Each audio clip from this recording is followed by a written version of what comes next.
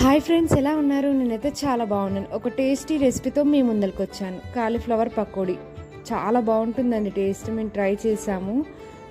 First నేను ఒక బౌల్లోకి కాలీఫ్లవర్ మంచిగా కడుక్కొని తీసుకున్నాను. కొంచెం శనగపిండి యాడ్ చేసి తగినంత సాల్ట్, వంటల సోడా, ధనియాల పొడి వేస్తే మనకు టేస్ట్ ఇంకా మంచిగా వస్తుంది. వాటర్ వేసుకొని ఇలా కలుపుకోవాలి. పిండి కలుపుకొని పక్కన పెట్టుకున్నాను.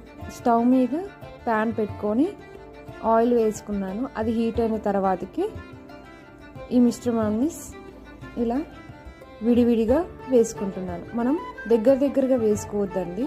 వేసుకుంటే ఉండలుగా వస్తుంది, ముద్దగా. అలా బాగుండదు. ఇలా విడివిడిగానే వేసుకుంటే మంచిగా టేస్ట్ చాలా మంచిగా వస్తుంది. తినేటప్పుడు కూడా బాగుంటుంది. ఇలా క్రిస్పీగా మంచిగా